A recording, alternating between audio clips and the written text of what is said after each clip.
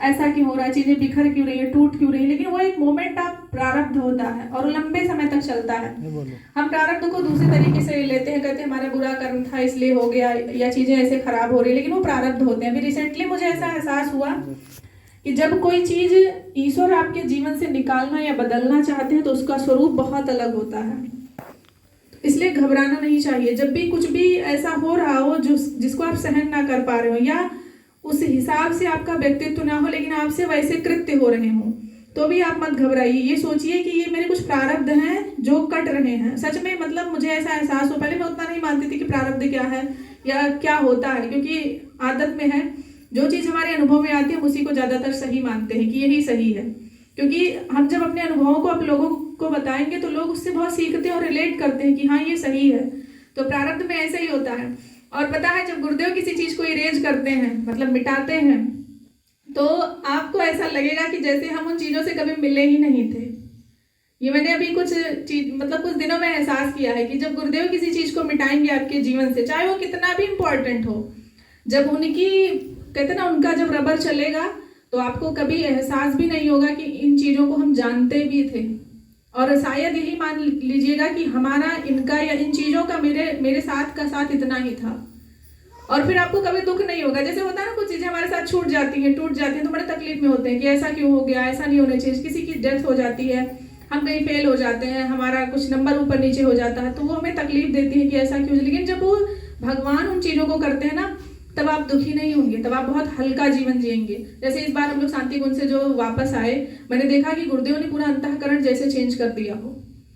और ये देखिए इत्तेफाक कि हम लोग ऐसे मोमेंट पे गए थे जब कोई शिविर नहीं चल रहा था, कुछ भी नहीं हो रहा था। क्योंकि अगर होता तो हम तो पक्का जाते हैं, क्योंकि मुझे वहाँ क्लासेस से बड़ा प्यार है। मतलब मेरा ये मानना है भाई हम साधना उस स्तर की नहीं कर पाते, क्योंकि मेरा टेंशन ही नहीं लग पाता। जैसे हम बैठते तो मेरे दिमाग में ये चलता है कि ये काम किया जा सकता है, फिर ये कर सकते हैं, फिर ये कर सकते हैं। जैसे आप ऐसा समझ सकते हैं कि हम वर्क ओरिएंटेड है, कि मतलब मुझे काम कराना। जैसे मेरे बच्चे मिल जाते हैं तो मुझे लगता है इन्हें कुछ सिखाना चाहिए। मतलब पढ़ने से या यूं कहो बैठ के जगह साधना करने से बेहतर मैं ये समझती हूँ कि बच्चों से ये काम करवा, बच्चों को ये सिखा दो, बच्चों को। मतलब मेरा मेन फोकस यही रहता है कि किस तरीके से बच्चों को कुछ नया सिखाया जाए। तो जब साधना करने भी बैठते तो बैक ऑफ द माइंड ही चलता रहता है कि अच्छा अब ये काम कर सकते हैं, अब इसको ऐसे कर सकते हैं, उसको तो मुझे ऐसा लगता है कि शायद ये गद्दारी होगी कि आप बैठे भी हैं, मन भी नहीं लग रहा है। तो इसलिए मतलब सोचिए गुरुदेव ऐसे मोमेंट पे बुलाए थे कि जब सारे शिविर खत्म हो गए थे।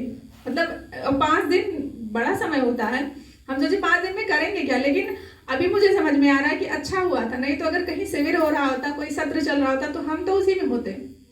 तो नहीं था। गुरुदेव कुछ अच्छी व्यवस्था के लिए जब बुलाते हैं तो पहले तो समझ में नहीं आता कि हम आए क्यों हैं।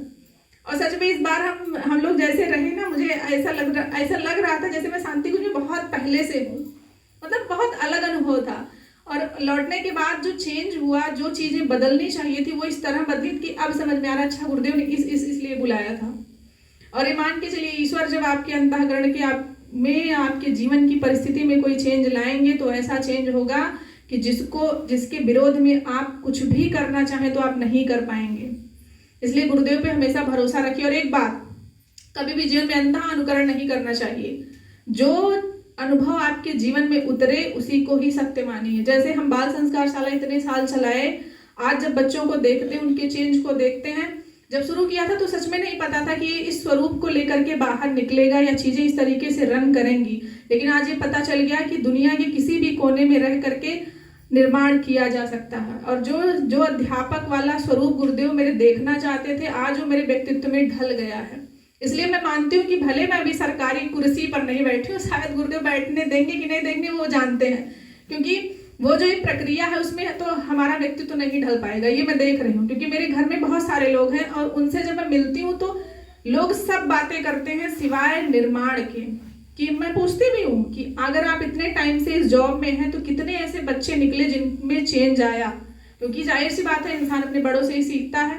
और घर में अगर लोग उस प्रोफेशन में हैं, काम कर रहे हैं, तो ये पूछना बहुत जरूरी है कि आप इतने समय से ये काम कर रहे हैं तो क्या उस क्षेत्र में कुछ डेवलप हुआ।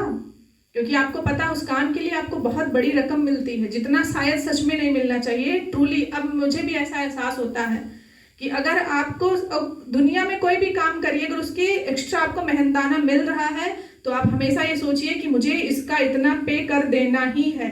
क्योंकि अगर आप नहीं पे करते तो इंटरनली वो चीज़ आपको बहुत परेशान करती है, लगता है गद्दारी हो रही है। जैसे मेरे ही बच्चे बहुत सारे ऐसे ऐसे घरों से आते हैं जो फीस नहीं दे सकते, कुछ किसी के पिताजी नहीं है, किसी के घर में ऐसा है कि बहुत सारे भाई बहन है लेकिन बच्चा पढ़ने में अच्छा, उसके पास बुक्स नहीं है, तो जब वो मुझे पैसे देते तो मैं ले नहीं पाती, मैं वापस कर देती, भैया हमको नहीं चाहिए, तुमको जाओ किताब खरीद दो। मान लो कि हमें नहीं दे दिया आपको, मैं बड़ाई नहीं बता रही हूँ, लेकिन मैं क्या करूँ, मैं अंदर से लिया ही नहीं जाता हाथ से कि ले लें।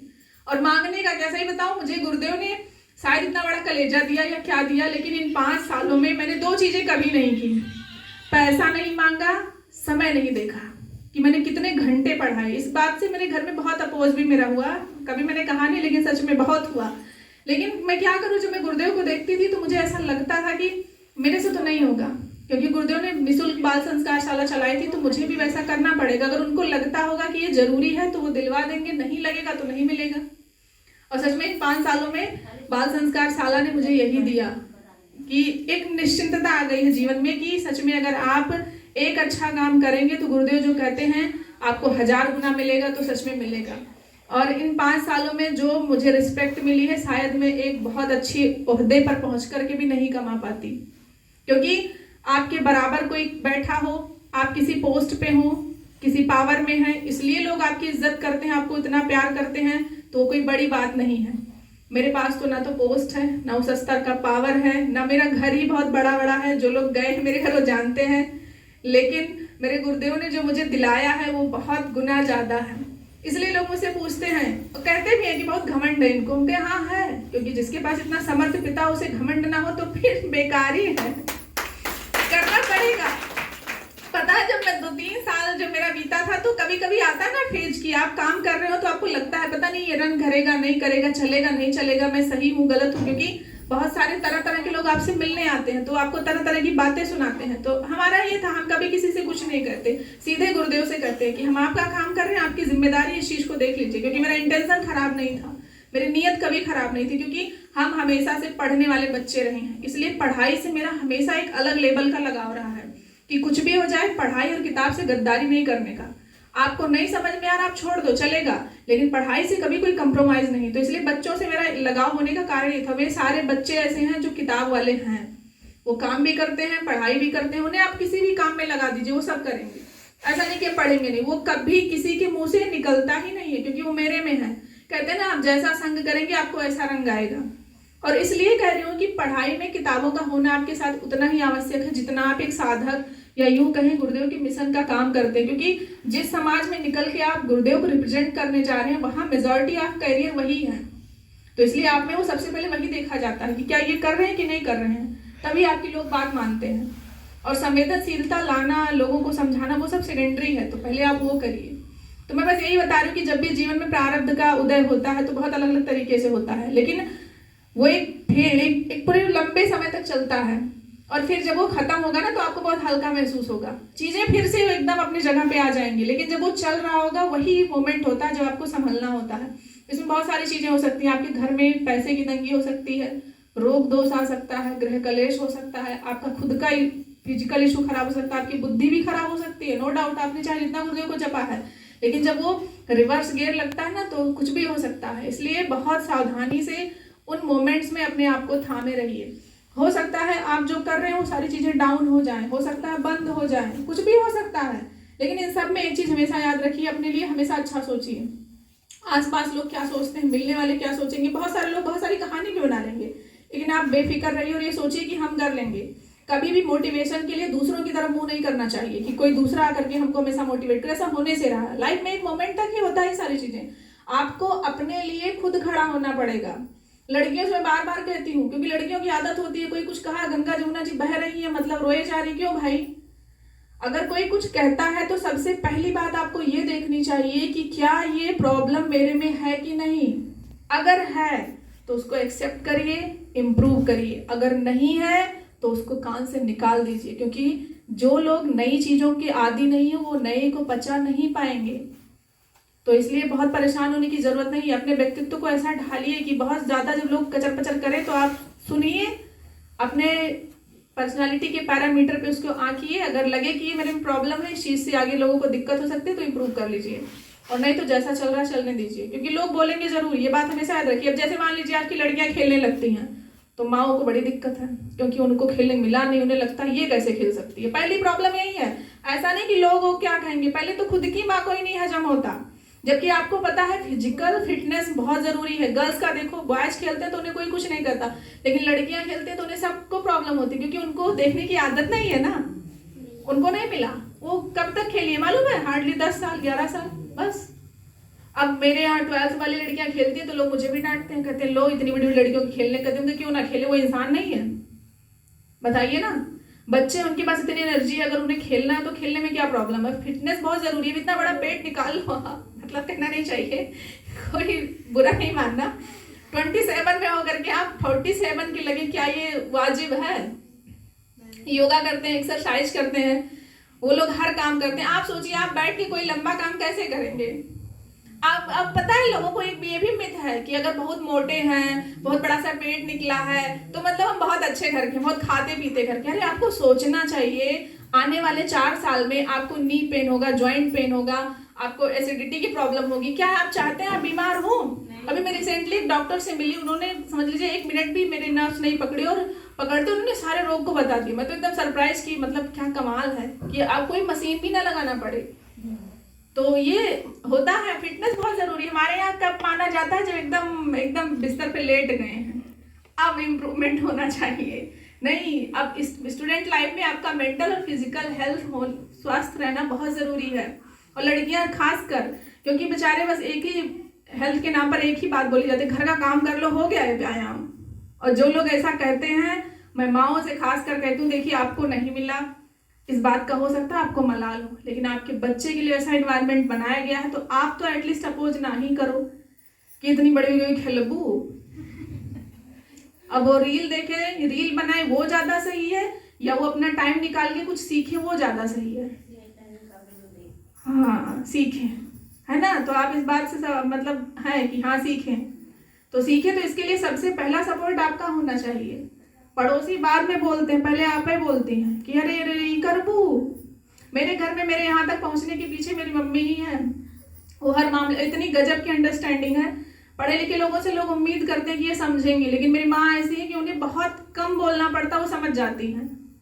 वो कहती हैं हाँ ठीक है ये काम। और मेरी जो गलतियां होती है, जैसे मेरे बहुत सारे दोस्त अगर मुझसे मिलने आए तो एक ही नज़र में देख के बता देती है कि कौन कैसा है। जैसे हम लोग को ज़्यादा जांचने परखने की आदत नहीं कि कौन कैसा है क्या है, क्योंकि ज़्यादा मतलब रखेंगे तो इसी सब में उलझे रहेंगे। लेकिन वो बता देती हैं कि इनकी संगति अच्छी नहीं है, ऐसे। हम सोचते हैं ये कहाँ से निकला? कहीं 40 साल का अनुभव है, लोगों को देखते हुए आ रहे हैं। तो इसलिए मैं आपसे निवेदन करती हूँ कि लड़कियों को अगर कोई चीज़ सीखनी है, वैसे तो आजकल की लड़कियां कुछ सीखना भी नहीं चाहती, उन्हें कुछ सिखाओ तो कहती हैं खाली पढ़ब, और वो इसलिए पढ़ब कि एग्जाम में नंबर ले आए बस। अगर वही सिलेबस, वही टॉपिक उनसे रिकॉल करवाया जाए तो वो भी नहीं बताती। मैं देखती हूँ ना कि जैसे बहुत सारे लोगों से जब मिलती हूँ तो पूछती हूँ कि आप पढ़ाई में क्या पढ़ती हो, तो बताएंगे, तुम कहते अच्छा ये टॉपिक एक्सप्लेन करके बताओ।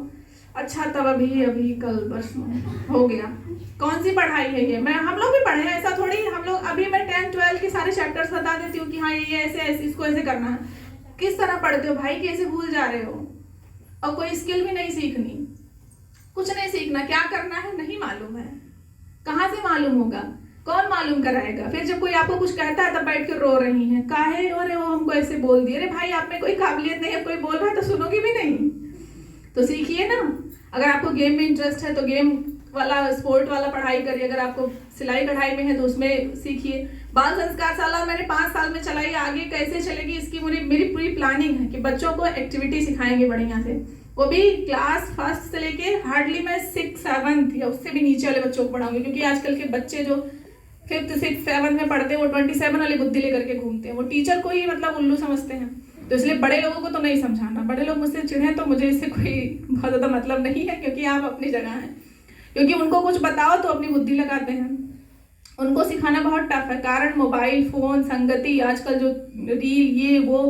तो छोटे बच्चे हैं, उनको कोई चीज़ बताओ तो वो करते हैं। जैसे बोल दो बेटा ये चीज़ ऐसे। अभी मेरी दीदी की लड़की आई है, अभी वो 3 साल की है। मेरी रंगोली देख करके उसने कहा मुझे भी रंगोली बनानी है। उसने सब चीज़ समेट दिया और एज इट इज़ रंगोली उसकी। मैंने बस इतना बताया कि इसको ऐसे ऐसे करो, वो की। पेंटिंग की मेरी सारी चीज़ें रखी थी, सब निकाल करके वो पेंट की। मतलब मैंने ये देखा है कि अगर आप में स्किल है, पहले तो आपको खुद सीखना पड़ेगा। अगर आप में ऐसा है कि मुझे बच्चों को सिखाना है तो आप में वो चीज़ें होनी चाहिए।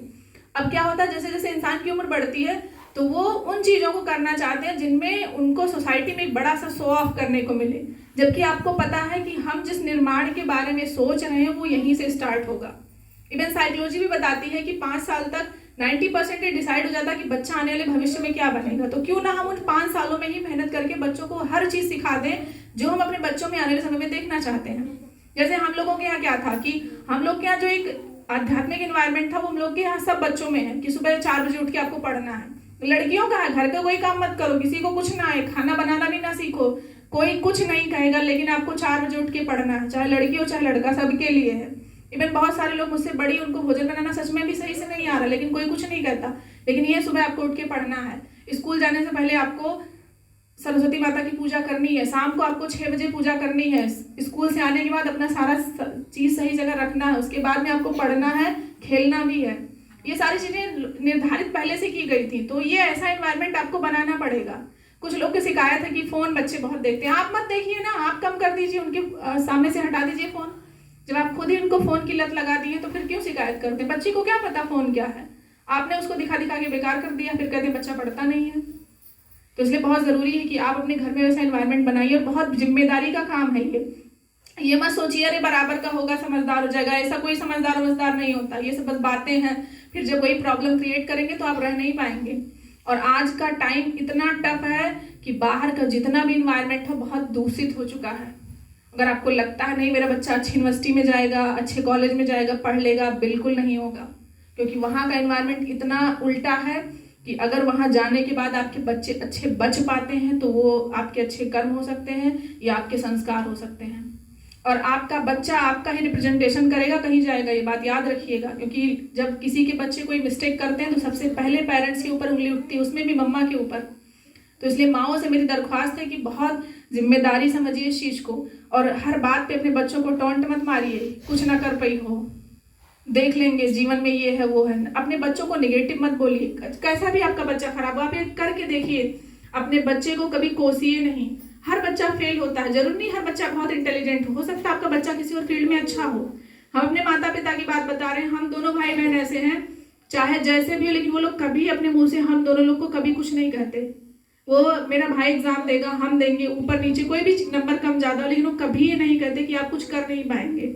मेरी मम्मी इतनी अच्छी है, मैं मानती हूँ कि सच में आज की बहुत सारी मम्मियों से मैं मिली हूँ, एक दो नहीं बहुत लोगों से मिली हूँ, लेकिन मैं सबसे मिलने के बाद ये सोचती हूँ कि मेरे कुछ अच्छे कर्म थे जो मुझे ऐसी माँ मिली है। वो कभी कोई निगेटिव वर्ड आज तक मुझे नहीं बोली। सुनने में अजीब लगेगा लेकिन वो सच में नहीं बोलती, कभी नहीं बोलती।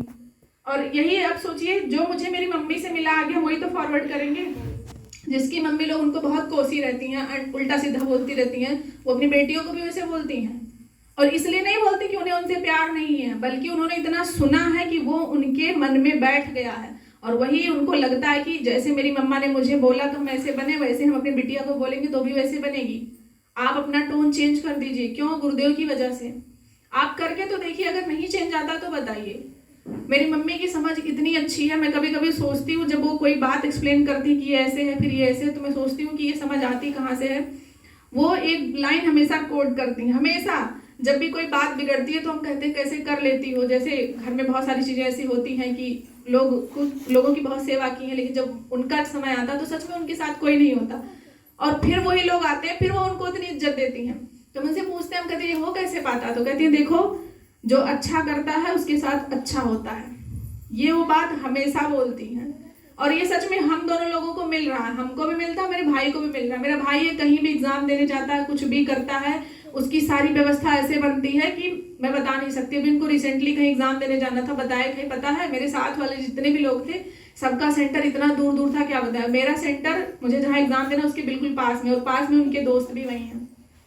तो मतलब मैं ये कह रही हूँ कि माता पिता जो अच्छा करते हैं वो बच्चों को मिलता ही मिलता है। तो इसीलिए आपकी बहुत जिम्मेदारी है कि अपने बच्चों की परवरिश बहुत अच्छी करें। मैं बार बार इसलिए कह रही हूँ क्योंकि आने वाला समय शायद बहुत टफ है हम सबके लिए, और अगर आप सच में स्वार्थी भी हैं, या लोग कहते हैं सेल्फिश इंसान हो, वही बन जाइए तो भी बहुत अच्छा है। कम से कम अपनी फैमिली के लिए, अपने बच्चों के लिए बन जाइए।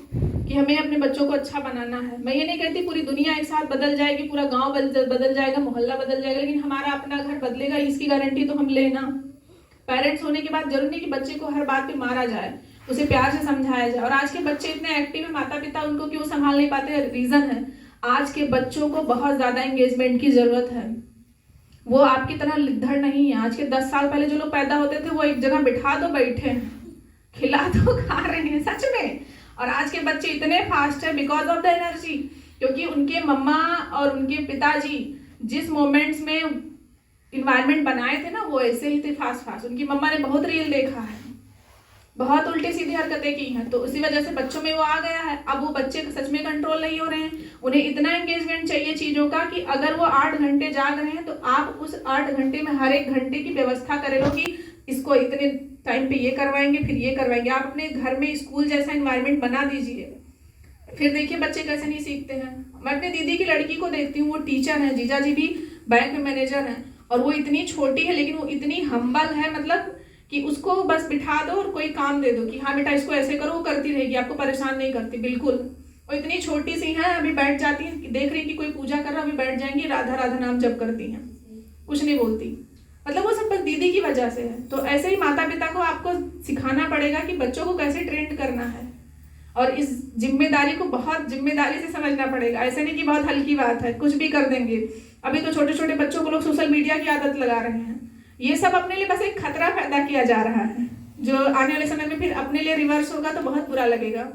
तो इसलिए मैं कह रही हूँ बाल संस्कार शाला के बारे में मैं इसलिए कह रही हूँ कि जितने भी लोग हैं यहाँ पर जो चला सकते हैं वो पूरा तन मन धन से चलाइए। अपने अपने गांव, अपने अपने कस्बे, अपने अपने मोहल्ले, अपने अपने घर की जिम्मेदारी लीजिए। क्योंकि हम ये नहीं कहते कि, क्योंकि देखो शहर में बहुत मुश्किल है चलाना, और शहर में उतना लोग आपके इस चीज को समझते नहीं, लेकिन गांव में हम एक दूसरे से जुड़े रहते हैं शहर की अपेक्षा ज्यादा। आज भी वो चीजें जिंदा हैं, तो एटलीस्ट अपने अपने घर में तो ऐसा एनवायरनमेंट हम बनाए ही। अगर आपको नहीं पता कैसे चलाना चाहिए तो आप सिंपल बस साधारण चीजें करिए कि बच्चों में जो एक एनर्जी का इतना फ्लो वो ठहराव है। उसके लिए हमारे गुरुदेव ने ध्यान की बात बताई है। मैं बहुत एक किताब पढ़ रही थी अभी, 400 पेज की थी, 2-3 महीने में मैंने उसको पढ़ा। वो दूसरी किताब थी, लेकिन हम जिस चीज को ढूंढ रहे हैं बाल संस्कार शाला के लिए, मुझे वो अंततः मिल गई, वो भी मेरे 7 साल पढ़ने के बाद। उस दिन हम इतना खुश थे, ऐसा लग रहा था जैसे मेरी लॉटरी लग गई हो।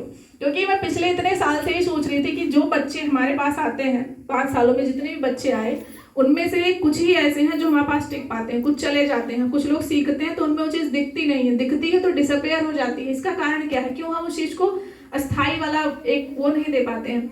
तो उसमें यही था कि एक तो बच्चे किस एनवायरनमेंट में पैदा हुए, उनके माता पिता कैसे थे, ये सब मैटर करता है। और दूसरी बात ये भी मैटर करती है कि अगर कोई बच्चे जो बहुत छोटे एज में, खासकर 1 साल 2 साल 3 साल, अगर उनके घर में ध्यान बच्चों से करवाया जाए तो ये जो जितनी भी सारी एनर्जी होती है कि बच्चे दिन भर परेशान करते हैं, उधम मचाते हैं, वो एक ठहराव में आ जाएगी। और जितने भी बच्चों ने ध्यान किया है बचपन से लेकर के 5 साल 10 साल, क्योंकि अभ्यस्त हो जाते हैं बैठने के ही, तो फिर आने वाले समय में जो भी उनके जीवन में उतार चढ़ाव होगा वो वैसा नहीं होगा जैसा औरों के जीवन में होता है। क्योंकि जब वो टीन एज में पहुंचेंगे तो फिर से एनर्जी का फ्लो उनकी बॉडी में होगा, लेकिन जो ध्यान किए रहते वो एक सही दिशा अपने जीवन को दे ले जाते हैं। ये मैं बहुत दिन से ढूंढ रही थी कि ऐसा क्या है, क्योंकि हम लोगों से बहुत सारे उम्र वाले मिलते हैं। तो इसलिए मैं छोटे बच्चों पे सबसे ज्यादा फोकस की हूँ कि आने वाले समय में इनको कैसे अच्छे से ढाला जाए, और ढूंढना पड़ेगा। क्योंकि बाल संस्कार शाला ही ऐसी है जो एक टीचर के काम को बहुत आसान कर सकती है। और जितने भी लोग हैं, मैं तो यही कहूंगी सब लोग अपने अपने क्षेत्रों में चलाने की पूरी जिम्मेदारी लीजिए। उसमें एक ही संघर्ष है, पहला अपने आप से। आप वैसे बन जाइए जैसे आप आने वाले बच्चों को देखना चाहते हैं। जैसे आप चाहते हो सुबह जल्दी उठे, 4 बजे उठे, तो आप उठ जाइए। पहले अपना 1 महीने अभ्यास करिए। अगर आप उठ पाते हैं तो फिर बच्चों से कहेंगे तो उठ जाएंगे। आप अगर चाहते हैं बच्चे पिज्जा बर्गर ना खाएं तो आप मत खाइए। मेरे यहाँ के बच्चे 6-7 सालों में ऐसे हैं कि आप उनके सामने कुछ भी रख दीजिए वो खाएंगे नहीं। हम भले खा लें, अगर लोग हमारे पीछे पड़ जाते हैं खा लीजिए, नहीं खाओ तो कहेंगे पीला पहनी इसलिए नहीं खा रही हैं, हमके बड़ी समस्या है। तो अब हम लोगों का क्या, इतने साल से अभ्यास हो गया तो कुछ भी खाओ ना खाओ कोई ज्यादा फर्क नहीं पड़ता। तो हम तो संकोच बस खा ले थोड़ा बहुत, लेकिन ये लोग नहीं खाएंगे। हम रहे ना रहे, मतलब हम सामने हो ना, ऐसा नहीं, इनके डर बस वो नहीं खाएंगे। छोटे बच्चे नहीं खाते, तो ये अभ्यास का दिया हुआ है। और इन लोगों ने देखा है कि टेस्ट पे कंट्रोल करने से कितना कंट्रोल होता है। हमारे गुरुदेव बात करते हैं रचना वासना पे जिसका नियंत्रण हो विजेता बनेगा एक दिन अपने जीवन में। तो सच में, क्योंकि जीभ से ही सारे रोग आते हैं सच जीवन में। और जिसका जीभ पे नियंत्रण है वो तो अच्छा ही होगा। तो ये लोग ऐसे ही हैं। तो जो जो आप चाहते हैं कि मेरे यहाँ आने वाले बच्चे हमसे सीखें, वो अपने में ढाल लीजिए बस, और अगर सही में होगा तो हो जाएगा। और ये भी बात याद रखिए, अगर आप में जो जो नेगेटिव है वो उनमें भी चला जाएगा। मेरी तो बहुत सारी आदतें इन्हीं लोग की वजह से छूट गई, क्योंकि डर लगता था कि अगर मेरे में है तो इनमें चला जाएगा। जैसे अभी मेरा गुस्सा वाला था, तो मेरा तो गुस्सा ठीक हो गया है, इन लोगों का भी ठीक हो गया। अब जैसे मेरा स्ट्रेट फॉरवर्ड जवाब दे देने का, कहीं कुछ गड़बड़ हो तो ये लोग भी बोल देते हैं। घर वाले नहीं सह पाते, कहते अपने जैसा बच्चों को भी बना दी है। हमके बना नहीं थी, अब मेरे में था उनमें भी हो गया, मैं क्या करूँ इसके लिए।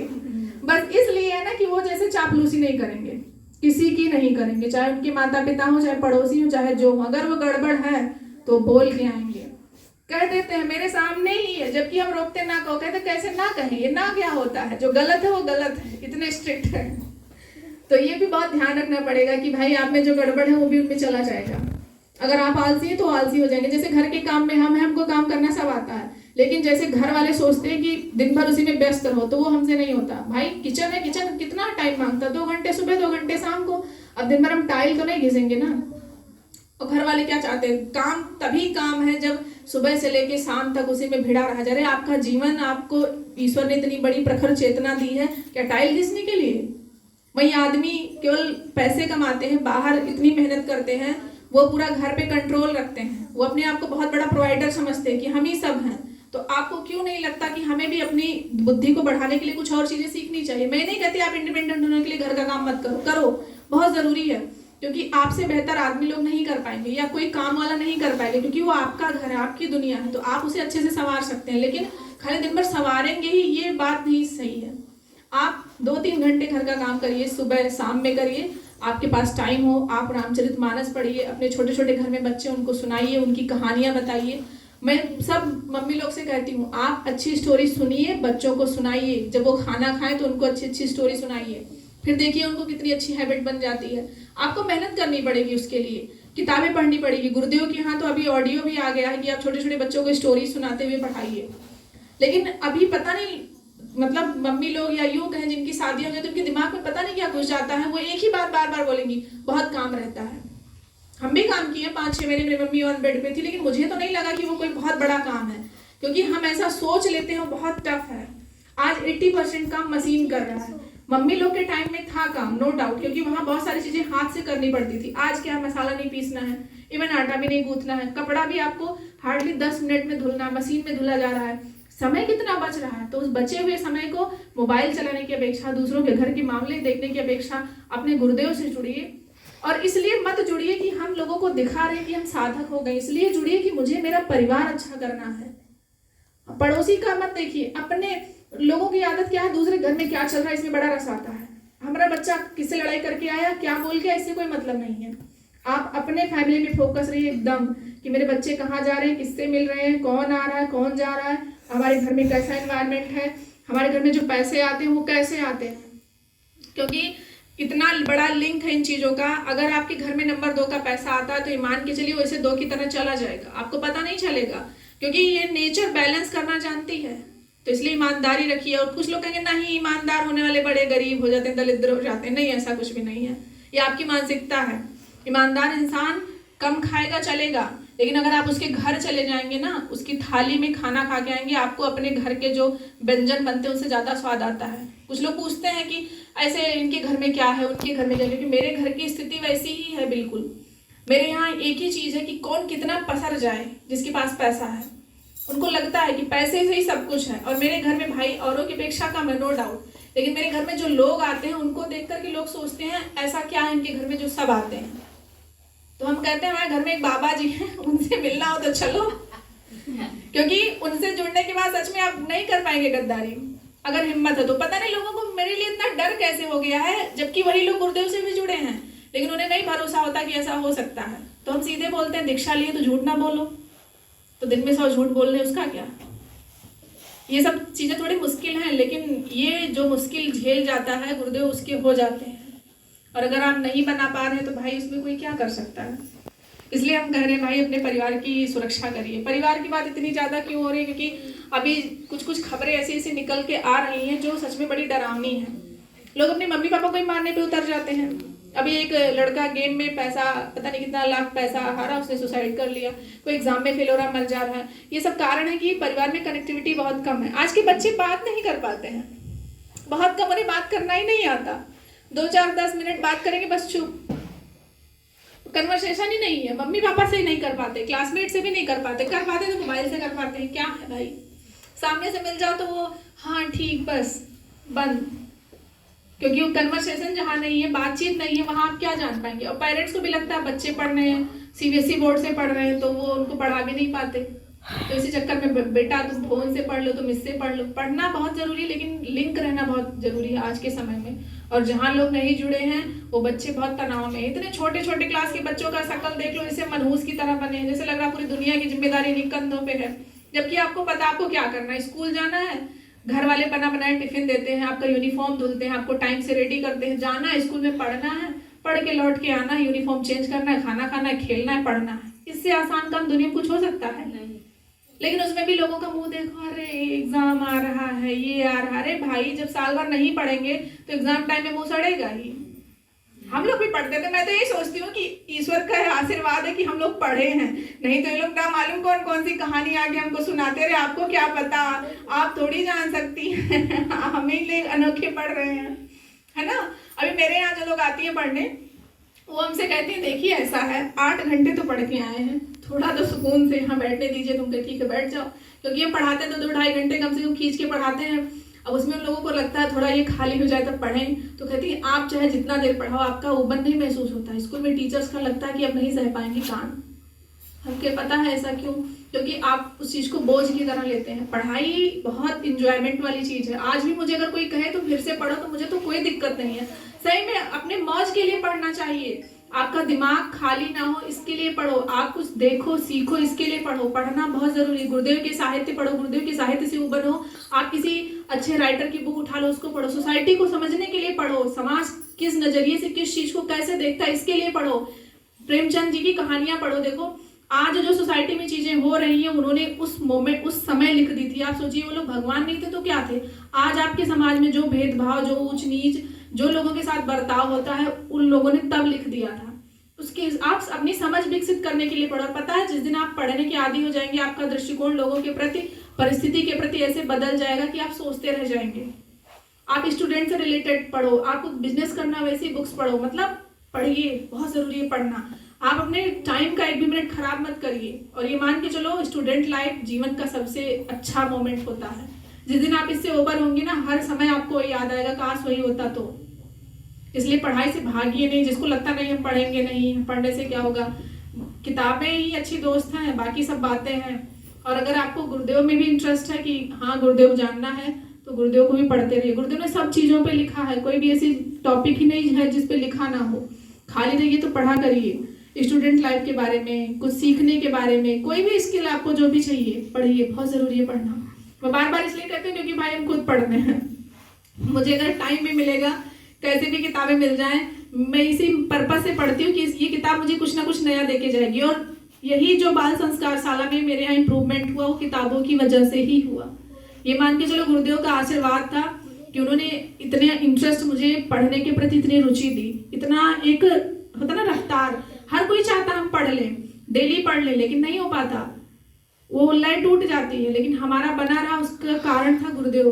और ये बच्चे, क्योंकि हमारा भाई अपना है कि हम वही राग नहीं लाभ पाएंगे कि 6 महीने 2 महीने वही चल रहा है, वही चल रहा है। मेरा ये मानना है बच्चे इतने आज फास्ट हैं, उनका इंटरेस्ट इतना तेजी से बदल रहा है। अगर आप उनके इंटरेस्ट के हिसाब से उन्हें चीजें नहीं सिखाएंगे तो आप उन्हें बहुत ज्यादा देर तक अपने पास रोक नहीं पाएंगे।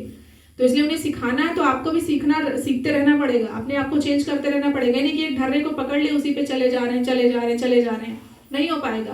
फिर आप डिसअपॉइंट होंगे कि अरे ये मेरे से हो ही नहीं रहा है, मुझे तो इसे छोड़ देना पड़ेगा।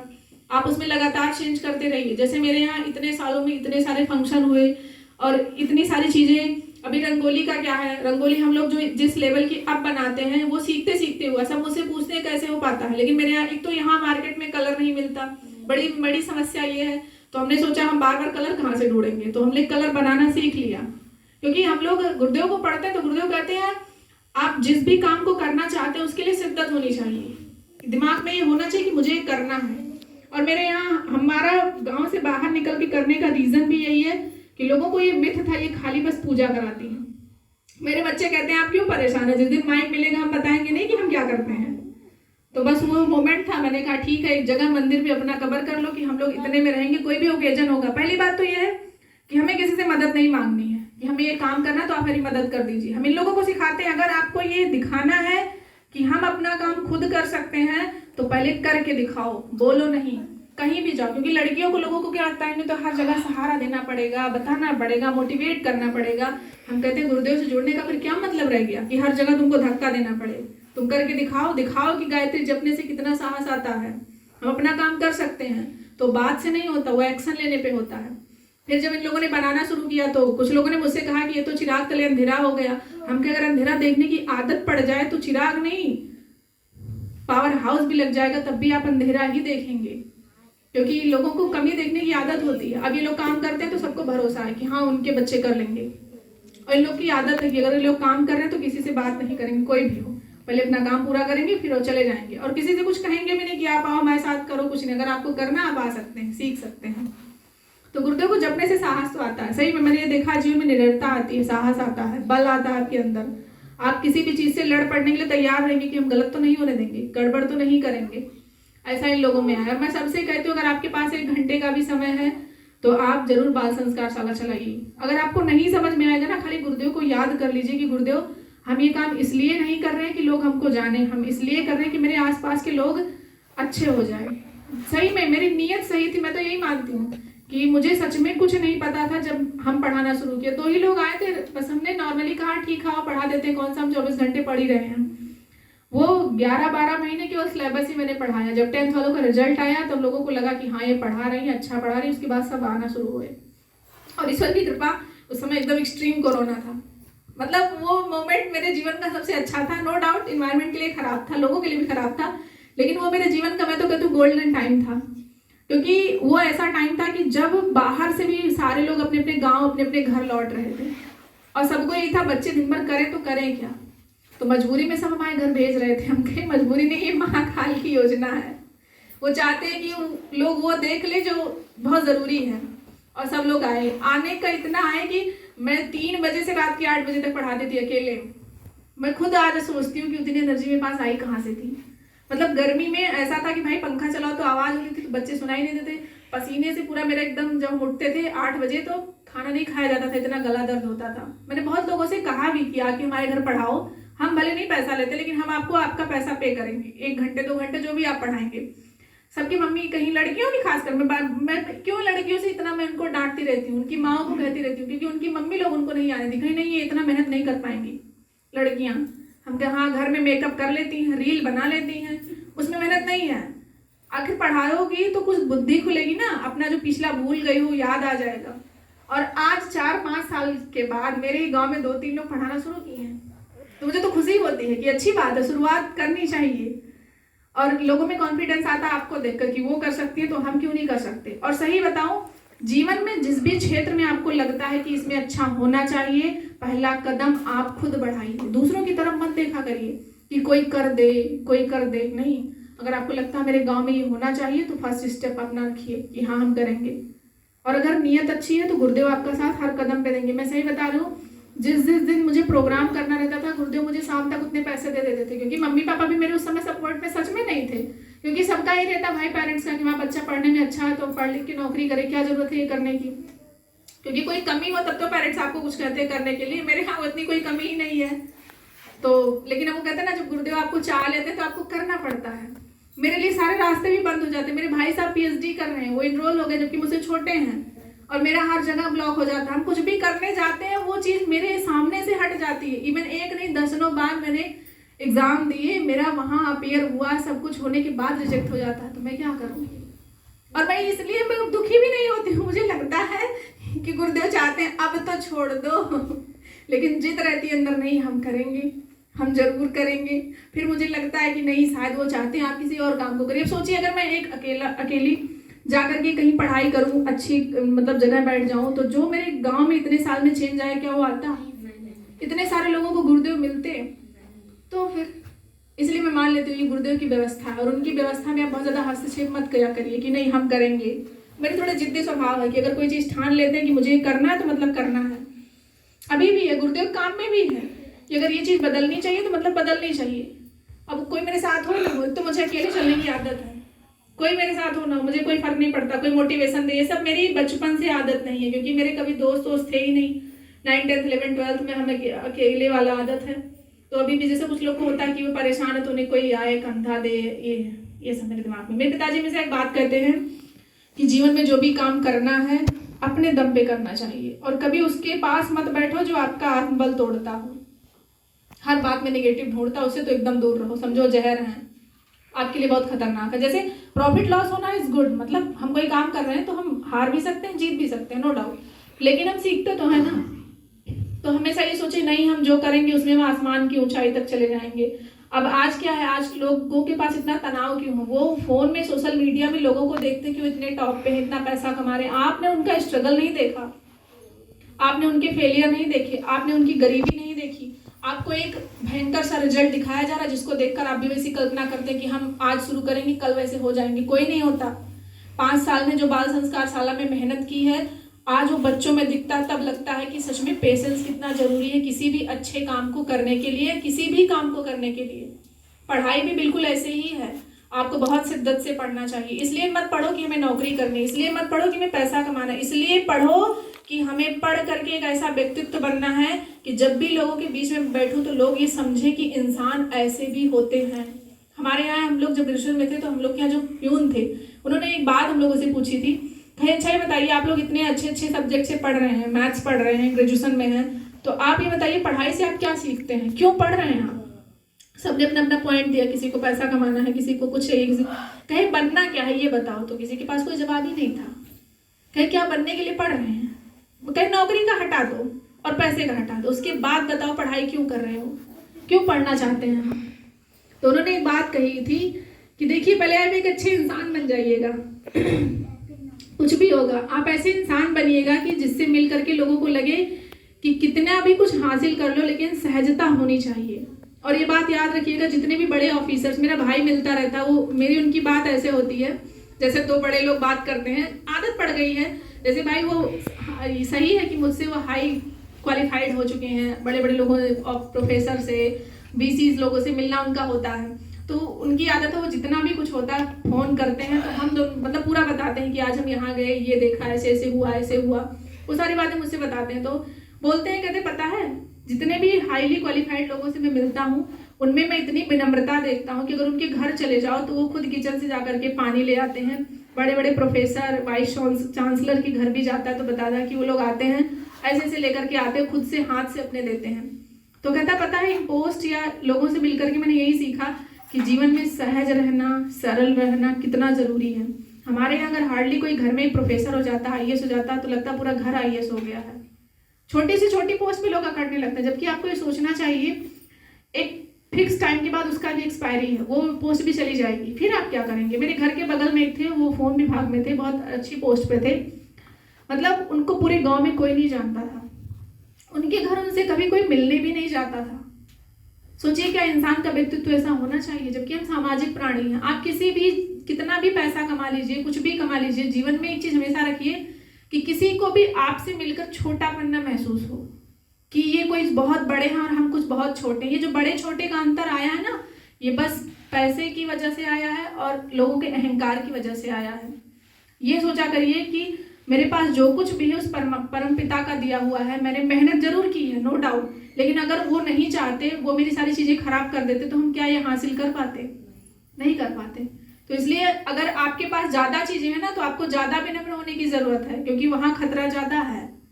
क्योंकि ये देखिए, मैं तो सच में डरती हूँ, कभी कभी मुझे भी अपने घर वालों को देखती हूँ ना तो सोचती हूँ इनके पास इतना पैसा, पावर है, लेकिन लोगों में सहजता, विनम्रता जैसी चीज ऐसे घटती जा रही है जैसे कि कभी उनमें थी ही नहीं। जो लोग कभी इतने विनम्र होते थे आज उनको देखो इतने अकड़े रहते हैं, जैसे लगता है दुनिया में यही एक है और कोई है ही नहीं।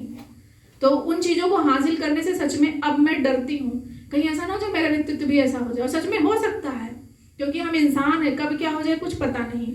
और मुझे तो लगता है दुख इंसान को बहुत अच्छा बनाता है और सुख इंसान को बहुत बिगाड़ता है। और सुख में खासकर धन का सुख, उसे लगता है ढक लो, हम बस हम ही संसार में हैं। मैं नहीं कहती धन होना जरूरी नहीं है, आपको ईश्वर दे तो आप बहुत कमाइए, लेकिन इतने विनम्र रहिए कि जब भी किसी से मिलिए तो इंसान सोचे कि हमको भी ऐसा ही बनना है, क्योंकि पूरे पूरे व्यक्तित्व उस इंसान की वैल्यू होती है। क्या फर्क पड़ता अगर आज आपके पास सब कुछ है, कल सब चला जाएगा, तो जिन लोगों से आप इतना अकड़े थे क्या वो आपसे बात करेंगे? तो इसलिए अकड़ किस बात की, नहीं करना चाहिए। मैं तो अपनी मम्मी को देखती हूँ, हमेशा एक ही चीज कहती है कि क्या हासिल करना है दुनिया भर का, अगर हम इकट्ठा भी कर ले, कोई हमारे दरवाजे आए, उसको अच्छे से पानी ना पिलाए, बात ना करे, तो क्या मतलब इसका?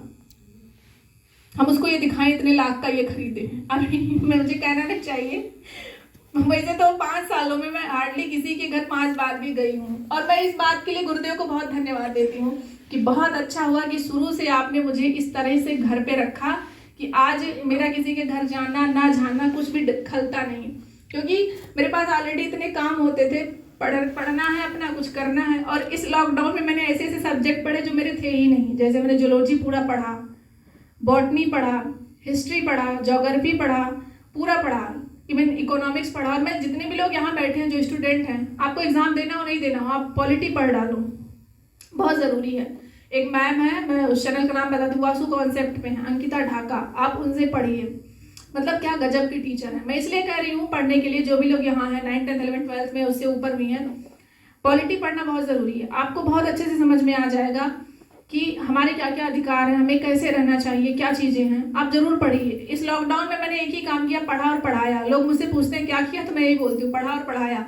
और सारे नोट्स मैंने बना डाले, रीजनिंग पूरा पढ़ा, एडवांस मैथ्स पढ़ा, और जो कंपटीशन में आते हैं सारे मैथ्स पढ़े। और सही बताऊँ, किसी भी सब्जेक्ट को पढ़ने के लिए मैंने एक भी पैसे पे नहीं किए। इवन मुझे जो रिचार्ज भी मिलता है वो गवर्नमेंट का था, मम्मी का था। तो मैंने मैं ये आपको बस इसलिए बता रही हूँ कि अगर आपको कुछ करने की चाहत है जीवन में, सीखने की इच्छा है, तो आप कर सकते हैं। बहानेबाजी कर रहे हैं तो फिर कर रहे हैं। आप सुबह उठिए, देखो गुरुदेव भी बार बार कहते हैं, हर रात एक नई मौत, हर सुबह एक नया जीवन। तो अगर विद्यार्थी का नया जीवन होता है तो पूरे शेड्यूल्ड में आप रहिए। मैं नहीं कहती फिक्स हो जाओ कि 4 बजे उठेंगे तो यही करेंगे, मतलब नहीं। आप पूरा काम इकट्ठा कर लो और ये सोचो कि मुझे सोने से पहले इतना काम कंप्लीट कर लेना है। अब काम ऊपर नीचे आगे पीछे हो, लेकिन वो काम पूरे होने चाहिए। जैसे हम लोगों का अपना है कि मुझे इतने घंटे ये पढ़ना है, फिर इतने घंटे ये पढ़ना है, और उसमें कुछ चीज़ें जैसे जप करना, लेखन करना, स्वाध्याय करना, अपने और सब्जेक्ट पढ़ना, प्रैक्टिस सेट लगाना, ये सब फिक्स रहता है। तो वैसे आप भी पढ़ सकते हैं और दोनों लेकर के आप चल सकते हैं। कभी भी एक धारा में न सोचो कि हम एक को पूरा छोड़ देंगे, दूसरे को लाद के चलेंगे। नहीं, विद्यार्थी जीवन में ऐसे काम नहीं चलेगा, क्योंकि हमारे घर की परिस्थितियां अलग अलग हैं। सबके घर में इकोनॉमिक कंडीशन सेम नहीं है। अगर माता पिता ने आपके पीछे पैसा खर्चा किया तो इस भरोसे से किया है ना कि कल को जब उनको आपकी जरूरत होगी तो आप पीठ नहीं दिखाएंगे। आपको पता होगा आपके माता पिता बहुत संघर्ष से, बहुत कटौती करके आपके लिए बहुत सारी चीजें कर रहे हैं। तो जब उनको आपकी जरूरत हो तो आप कंधा ना दिखा दो कि हम नहीं करेंगे, फिर तो गद्दारी हुई ना। और किसी को लगता नहीं हम तो करेंगे, क्या कर लेंगे। एक बात याद रखना, जिस दिन आप माँ बाप बनेंगे सेम सिचुएशन आपके साथ ऐसी होगी, आपका बच्चा भी आपके साथ वही करेगा। किसी को लगता नहीं गहना कर्मणो गति पढ़ लीजिए, सब कुछ फिक्स है। तो अगर आपको लगता है नहीं हम नहीं करेंगे, आज नहीं करेंगे, कल, हमेशा आपके माँ बाप आपके साथ नहीं रहेंगे। लड़कियों के लिए तो खास कर है कि भाई देखो पढ़ने का बहुत कम समय मिलता है, आप जिस भी फील्ड में हैं, जो भी करना चाहते हैं करिए। जैसे मेरे यहाँ जितने भी सारे बच्चे भी 12th पास हुए, सब लोग फैशन वाले में, कोई टेक्सटाइल वाले में, कोई कहीं भी, सब गए हैं। इवन जिनके घर में गार्जियन भाई कम पढ़े लिखे थे तो उनका एडमिशन मुझे ही करवाना पड़ा, बनारस और बस्ती, जहाँ भी जाना था। हमसे जो जो बन पड़ा हमने किया। अब मैं तो ये मानती हूँ गुरुदेव की कृपा से किया, क्योंकि मुझे ऐसा लगता है कि अगर ईश्वर ने आपको क्षमता दी है, मेरे पास पैसे ही तो नहीं है अभी, बाकी नॉलेज है, मैं जा सकती हूँ। और पैसे ना होने का मतलब इतना नहीं है कि मैं उनका फीस पे कर पाऊँ, तो उसको पे करने वास्ते मुझे सच में कमाना है। ये मैंने सोचा है कि एटलीस्ट जो अब आ रहे हैं, क्योंकि उनके घर की कंडीशन और भी उतनी अच्छी नहीं है। और ये बात याद रखिए, अपने खर्चे, अपने फैमिली के खर्चे इतने सीमित रखिए कि आप जो भी कमाइए उसमें से आप सच में दूसरों की मदद कर पाइए। आपका खुद का इतना फैला रहेगा तो फिर आप दूसरों क्या मदद करेंगे। जब भी लोगों से मदद की बात करो तो एक ही चीज कहते हैं, हमारे घर में ऑलरेडी इतनी समस्या है। तो जीवन में जब भी मौका मिले गुरुदेव से जुड़ने का, तो हमेशा ये लक्ष्य बना के रखिए कि हमें अपने जीवन में इतना फैलना ही नहीं है कि जब भी दूसरों की मदद करने की बारी आई तो हमें सोचना पड़े कि नहीं हम तो नहीं कर पाएंगे क्योंकि हमारे पास है ही नहीं। अभी हम लोग गए थे जब शांति कुंज, तो सुबह सुबह ध्यान के बाद समाधि स्थल में बैठे थे, तो गुरुदेव की एक अमृतवाणी चली थी। उसमें गुरुदेव ने एक बात कही मतलब हम सच में उसी कसम में थे। मुझे ऐसा लगा जैसे गुरुदेव होता ना, पिता अपने बच्चे के मन की बात जानता है। तो उन्होंने कहा कि तू चिंता क्यों करता है कि अभी तेरे पास पैसे नहीं है। अरे तेरे पास मनोबल देने के लिए तो टाइम है ना, किसी को उत्साह तो दिया। जब तुम उस लायक हो जाओगे तो वो भी कर लेना, लेकिन अभी जो जरूरत हो वो तो तुमने कहा लग रहा गुरुदेव समझ गए हैं कि इसी कसम में है।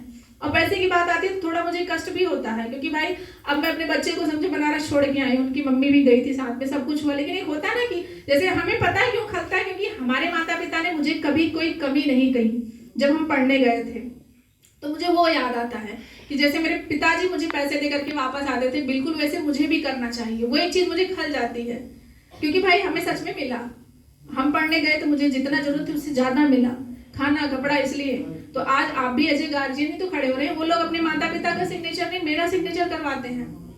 तो अगर आप उस जगह में बैठ रहे हैं तो जिम्मेदारी भी तो पड़ती है।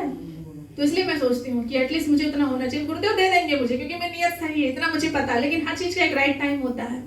तो हो सकता है अभी मेरा वो समय ना आया हो।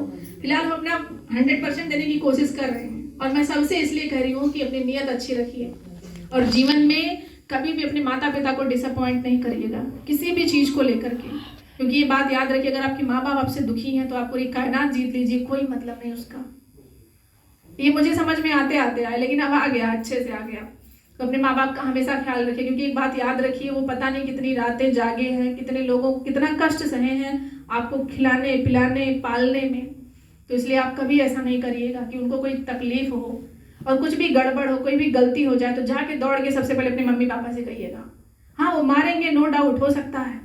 लड़कियों से मैं खास कर कहूंगी, क्योंकि आज का जमाना इतना खराब है कि लोग फोन में इतने व्यस्त है। तो मम्मी पापा उतने एडवांस नहीं है कि वो ढूंढ पाए कि बहनी भैया का देखत है, का करत है। कहने में बुरा लग रहा है, लेकिन मैं क्या करूँ, इतने सारे केसेस में देख रही हूँ कि मेरे बच्चे तो हैं, मुझे पता है मेरे बच्चे कुछ भी गलती करते हैं, वो अपने घर वालों से पहले आके मुझे बताते हैं कि दीदी मुझे ये हो गया, ऐसे ऐसे हो गया, और ये भी बोलते हैं कि दोबारा ऐसा नहीं करेंगे। लेकिन औरों का क्या, जिनसे जो हमारे आसपास है, क्योंकि आपका बच्चा जिस विद्यालय में जाता है वहाँ 500 बच्चे और हैं, 400 बच्चे और हैं। तो अपने बच्चे को सहेजना, मैं सही बता रही हूँ, ये ना सोचिए कि आपका बच्चा 12th में पहुंच गया तो बिटिया 12th में वो समझदार होगी। बहुत सेंसिटिव है वो। मैंने अपने बच्चों को अपनी आंखों के सामने देखा है। मेरे 6th 7th वाले जितने स्ट्रांग है ना, मेरे 12th वाले उतने कमजोर हैं।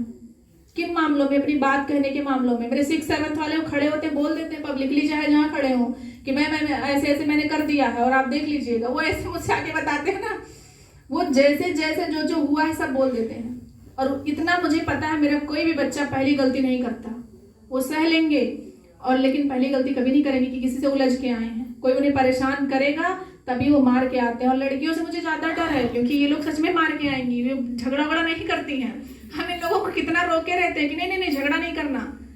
ये लोग बोलते हैं कि देखिए हम गलत करेंगे नहीं, अगर कोई हमको परेशान करेगा तो हम छोड़ेंगे नहीं। और मैं कहती हूँ बिल्कुल नहीं छोड़ना, क्योंकि लड़कियों का यही सब कमजोरी होता है। घर वाले कहेंगे कोई कुछ कहे तो सुन लेना, सर झुका के चलिए ना। मैं कहती हूँ सर तोड़ के आना, ताकि दोबारा वो किसी को परेशान ना करे। ये बात होनी चाहिए। आपको अपने बच्चों को ऐसे मोटिवेट करिए। आपको नहीं पता जिस समाज में इस समय आपका बच्चा जा रहा हो कितना अजीब मोड़ पे है। तो ये ना सोचिएगा लोग क्या कहेंगे, लोग वो कुछ नहीं होते। आपका बच्चा घुट घुट के जिएगा, आप परेशान हो जाएंगे, वो कुछ नहीं कर पाएगा लाइफ में। इसलिए मैं लड़कियों से कहती हूँ, कोई भी बात हो, कोई आपको परेशान करे, कुछ भी ऊंच नीच हो, सबसे पहले अपने मम्मी पापा को आके बताना। और कोई भी अनर्गल दोस्ती ना करना। एक तो क्या है, सोशल मीडिया का जमाना है, लोग मम्मी पापा उतने एडवांस नहीं कि ढूंढ पाए क्या चल रहा है। लोग अनर्गल लोगों से दोस्तियां कर रहे हैं, अजीबोगरीब फोटोज सेंड कर रहे हैं। एआई का जमाना आ गया है, लोग आपके फोटोज का मिसयूज कर सकते हैं। इसलिए बी केयरफुल। जितने भी लोग यहाँ इंस्टाग्राम चलाते हो, मैं उन लोगों से, देखो मैं ये नहीं कहती चलाना गलत है, मैं किसी भी चीज को गलत नहीं कहती। मेरे बच्चों से पूछ लो, मैं आज तक उनको कोई भी काम करने से नहीं रोकी हूँ, लेकिन उसका लाभ और हानि दोनों बता देती हूँ। लोग इतने खराब मानसिकता के हैं कि आपकी फोटोज का मिसयूज कर सकते हैं। एआई के जमाने में किसी का फोटो किसी के साथ एडिट किया जा सकता है, इसलिए बी केयरफुल। अपनी फोटोज भी आप सोशल मीडिया पे बहुत पोस्ट मत करिए। हाँ गुरुदेव का है, मिशन का है, कुछ कर रहे हैं तो करिए। अदा मुझे तो लगता है आपको वो भी करने की जरूरत नहीं है। आप अभी 9th 10th 11th 12th में अपनी पर्सनालिटी पे ध्यान दो, पढ़ाई करो। जितना भी समय बचे घर में रहो, मम्मी पापा के साथ रहो, ठीक। कोई भी बात हो, मैं फिर दोहरा रही हूँ, कोई भी बात हो, कुछ भी हो जाए, कितनी भी बड़ी मिस्टेक हो जाए, माता पिता मारेंगे डांटेंगे, इससे ज्यादा क्या होगा। आप आकर के तुरंत उसको बताओ कि मैंने ऐसे ऐसे कर दिया, मेरे से ये गलती हो गई है, अब मुझे क्या करना चाहिए। और ये मान के चलो, लिख लो, दुनिया में आपके माँ बाप से ज्यादा प्यार आपको कोई नहीं कर सकता। चाहे कोई कितनी भी लंबी लंबी फेंके। ये जान लो, जो इंसान आपको अपना पेट तन काट करके पैसा लगा करके पढ़ा रहा, क्या उससे ज़्यादा कोई आपको प्यार करेगा? कभी नहीं करेगा। इसलिए याद रखिएगा कि कभी उनका चेहरा आपकी वजह से झुके ना, वो बहुत दुखी ना हो। और ये भी याद रखिए कि वो आपकी वजह से कभी रोने ना पाए। मैं ये नहीं कहती दुनिया भर का पैसा ला के दे दो, उनको इतना सुकून दे दो ना कि वो जाने कि हाँ मेरा बच्चा ठीक है। और वो बहुत परेशान होते हैं जब उनके बच्चों को तकलीफ होती है, मैंने देखा है, इसलिए आपसे बता रही हूँ। पता है, मम्मी का मेरे जब ऑपरेशन हुआ था, जीवन में पहली बार मैं पब्लिकली रोई थी। अदरवाइज मैं गुरुदेव के अलावा कहीं कभी नहीं रोती, लेकिन पहली बार ऐसा लगा कि मैं कुछ हार गई हूँ। तो इसलिए कह रही हूँ कि माँ बाप की बहुत कदर करिए। आज मेरी मम्मी की, मतलब मेरी फ्रेंड की मम्मी नहीं है ना, मैं उस घर में जाती हूँ, मुझे इतना खलता है कि मैं उसके घर नहीं जा पाती। लोगों को लगता है ना कि वो मतलब सब मैनेज कर ली है, सब जी रही, लेकिन उस इंसान के चेहरे को देख के लगता है उसने क्या खो दिया है। तो इसलिए मैं कहती हूँ कि लड़कियों की एक ही माँ होती है, कई माँ नहीं बन पाती। लोग शायद जितनी बातें करें कि हम ये कर देंगे वो कर देंगे, कोई नहीं कर पाता। जिसकी माँ एक बार चली गई ना, समझ लो मतलब दुनिया लुट गई है। और खासकर लड़कियों की तो सबसे ज्यादा। वो घटना मेरे जीवन की ऐसी है कि उसके बाद से मुझे सच में डर लगने लगा है कि अगर ऐसा हो गया तो क्या होगा। मेरी मम्मी ऑन बेड थी, वो 3 दिन मुझे कभी नहीं भूलते। मतलब मेरे घर में इतनी फैमिली थी, किसी ने एक बार भी फोन नहीं किया कि हाँ क्या है कैसे है। मुझे बुरा नहीं लगा, क्योंकि मुझे पता था, मैं हमेशा तैयार रहती हूँ इस चीज़ के लिए कि कोई टाइम पे नहीं आएगा, आएंगे तो गुरुदेव आएंगे। और मैंने गुरुदेव से भी नहीं कहा, मुझे ऐसा लगा कि अगर मैंने इनके लिए कुछ किया है तो ये मेरी फैमिली को वो संबल दे देंगे। और सच में ऐसा हुआ कि डॉक्टर ने खुद कहा कि आपकी माँ बहुत बहादुर है। मैंने कहा हाँ सच में वो बहादुर है, नो डाउट। पहली बार ऐसा लगा कि अगर इनको कुछ हो गया तो मेरी दुनिया खत्म। कोई कितना भी आपको सांत्वना दे, लेकिन एक बात याद रखिए, जिसने आपको जन्म दिया है ना, अगर जिस दिन उसने आपका साथ छोड़ा या उसकी आंख से आंसू गिरे, आप कुछ नहीं कर पाएंगे। इसलिए मेरे पिताजी से भले चाहे ऊपर नीचे हो, लेकिन मेरी माँ से कभी ऊपर नीचे नहीं होती। मैं अपने बच्चों से भी कहती हूँ, तुम गुरुदेव का कुछ ना कर पाओ चलेगा, लेकिन जिसने तुमको पैदा किया है ना, उसका दिल नहीं दुखना चाहिए। तुम मेरे घर भी मत आओ चलेगा, मेरे पास भी नहीं आओ चलेगा, लेकिन उनसे कभी तुम तड़ाक नहीं होना चाहिए। और सबका ये कहना है कि उनके बच्चे सच में बदल गए हैं। तो मैं आपसे फिर यही कहती हूँ कि सही में माँ, मतलब लड़कियों की एक ही माँ होती है, ऐसा मैंने सच में एहसास कर लिया है। और बहुत संभल के रहिएगा जीवन में।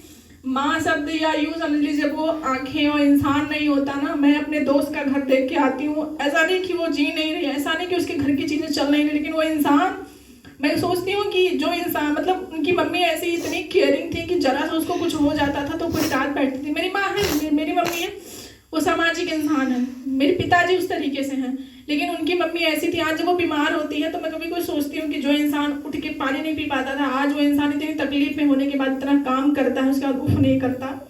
कितना कितना उसके लिए सहना कितना मुश्किल है। कहना बहुत आसान होता है, लेकिन मैंने वो जो पल देखे हैं, दो इंसिडेंट मेरे जीवन में ऐसे हैं कि वो मुझे हर चीज़ से अब बैक कर देते हैं। मुझे लगता नहीं, अगर इनको कुछ हो गया ना तो हम जीवन में अपने आप को माफ़ नहीं कर पाएंगे। इसलिए जितनी भी लड़कियां हैं, मैं आपसे यही कहती हूँ कि जीवन में कुछ भी करना, माँ बाप को कभी डिसअपॉइंट नहीं करना। अगर वो आपसे चाहते हैं कि आप पढ़ लिख के कुछ बन जाओ। वो अगर चाहते हैं कि गुरुदेव को कुछ दिन के लिए भूल करके आप उनके लिए नौकरी कर दो, कर लो, जो बन पड़ता है सब कर लो। लेकिन ये याद रखना कि जिस दिन वो नहीं रहेंगे ना, दुनिया आपकी ऐसे ऐसे वीरान रहेगी। मैं ये नहीं कहती गुरुदेव आएंगे नहीं, लेकिन गुरुदेव को भी आप जानते हैं कि गुरुदेव ने भी अपनी फैमिली का किया। गुरुदेव का कोई भी साहित्य ये नहीं कहता कि माँ बाप की अवहेलना करिए, माँ बाप को अंडर एस्टिमेट करिए। और मैं फिर कह रही हूँ, वो दोबारा नहीं मिलेंगे। हर कोई यहाँ पे आपको दोबारा मिल जाएगा, हर इंसान छूटेगा, लेकिन जो माँ होती है ना, लड़कियों की एक ही माँ होती है। और मैंने देख लिया बहुत करीब से, अपने दोस्त के घर में वो होते देखा है। इतने दिन हो जाते, मैं उस घर में जा नहीं पाती। वो जहाँ बैठती थी, जैसे मुझे बुलाती थी, मैं उस जगह आज तक अभी तक नहीं जा पा रही हूँ, क्योंकि वो मेरे लिए, मेरे घर के बाद दूसरा घर मेरा वही है। जब भी मुझे भी कहीं उबन होती है तो हम चल देते हैं। मेरे घर ले जानते उन्हीं घर गई होगी, लेकिन अब मैं जा नहीं पाती। जाती हूँ तो मैं उधर बैठ नहीं पाती, सीधे चली जाती हूँ अंदर। तो आप सोचिए ना कि उस इंसान ने क्या खोया होगा। अगर कोई बोल नहीं पाता तो इसका मतलब बिल्कुल भी नहीं कि वो बहुत मस्त है। लोग ऐसी कल्पना कर लेते हैं, खाना पीना तो चल ही रहा, अरे इंसान मर थोड़ी जाएगा। क्योंकि एक शरीर छूटता है, ये समझ लीजिए कि मुझे तो ऐसा लगता है किसी का आधा हिस्सा चला गया हो। और बातें नहीं काम आती। इंसान को इंसान का कंधा चाहिए होता है जब वो परेशान होता है। तो इसलिए मैं कहती हूँ बहुत संभल के रहिए। और परिवार से ज़्यादा, मैं सही बता रही हूँ, कोई ज़रूरी नहीं है। मैं तो ईश्वर को भी नहीं मानती कि बहुत ज़रूरी है। मुझे लगता नहीं, जो जिंदा है अगर वो आपसे खुश नहीं है तो फिर आपकी पूजा में क्वेश्चन मार्क होना चाहिए। करिए उनको खुश। अगर लगता है कि ये छोड़ने से खुश हो जाएंगे, छोड़ दीजिए। काम करते करते ही गुरुदेव आपको चुन लेंगे, और जितना जितना आप बदलते जाएंगे आपका सब ठीक हो जाएगा। कुछ परेशान नहीं होगा, कुछ भी खराब नहीं होगा। मेरे घर में जब मैंने संकल्प लिया था कि हाँ मेरे घर में चेंज आना चाहिए, गुरुदेव 3 साल के अंदर मेरे मम्मी पापा दीक्षा अर्घ देकर के हम वहाँ अपना कर लेते हैं। मेरे पिताजी सुबह 5:30 बजे से पहले पूजा कर लेते हैं, वो बिना माला किए कभी पानी नहीं पीते। ऐसी स्थिति आ जाती है कब, जब संकल्प होता है। और सही बताएं, आप सबसे हम कहते हैं, सबके माता पिता थोड़ा बच्चों को डांटते हैं, इसलिए डांटते हैं वो चाहते हैं मेरा बच्चा अच्छा रहे, खराब काम ना करे। तो जिन लोगों को बहुत गुस्सा आता है, मम्मी बार बार डांटती है, काम कर लो, ये कर लो, ये सोचो ना कि इनके अलावा कौन डांटता है? कोई नहीं डांटता। और ये अपने मन में बिठा लो कि जो बहुत प्यार करते हैं वही डांटते हैं। आज टीचर्स भी बच्चों को डांटने से, मारने से कतराने लगे हैं, कारण उन्हें भी फर्क नहीं पड़ता, पढ़ो चाहे भाड़ में जाओ। मैं देख रही हूँ टीचर्स को, कोचिंग को। मैं क्यों कोई संस्था नहीं ज्वाइन करती? क्योंकि मैं देख रही हूँ क्या हालत है। उस सिस्टम में हम कहीं फिट ही नहीं हो पाएंगे, क्योंकि मैंने बच्चों और सिलेबस, पढ़ाई, अपने आप के अलावा किसी को वरीयता नहीं दी। और जो आज़ादी सही में हम चाहते थे वो मुझे बाल संस्कार शाला से मिली। इसलिए मैं कह रही हूँ जितने भी लोग हैं सब चलाने की कोशिश करो, और आधार यही रखो कि हम सिलेबस भी पढ़ाएंगे, संस्कार भी डालेंगे। मेरे यहाँ अभी 4-5 महीने से बच्चों को मैंने क्यों सूर्य भगवान को प्रणाम करना नया सिखाया, वो अब कर लेने लगे हैं। अब मैंने कहा आप सूर्य भगवान को जल चढ़ाइए। ये सब चीज़ें क्यों करवाते हैं? हम भी पहले सोचते थे कि जितनी सारी आदतें इन लोगों में डेवलप हुई वो करेंगे क्या होता है जब हम 12th ग्रेजुएशन करते हैं, हम कंपटीशन में जाते हैं, तो हम कभी एग्जाम में फेल होते हैं, कभी घर में कुछ चीज़ें हो जाती हैं, मम्मी पापा बीमार हो जाते हैं, या कुछ लॉस हो जाता है, तो हमारे अंदर जो हमने पीछे किया होता है उसका बल होता है।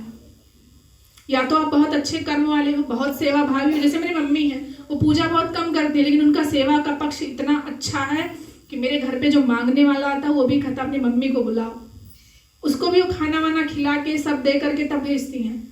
मैं कभी कभी पूछती हूँ, इवन मेरे घर में ऐसा सिनेरियो हुआ कि 22 साल उन्होंने जिसकी बहुत सेवा की, उन्होंने मेन टाइम पे आकर के मेरे पिताजी का सारा हिस्सा हड़प लिया, उसके बाद भी वो करने को तैयार है।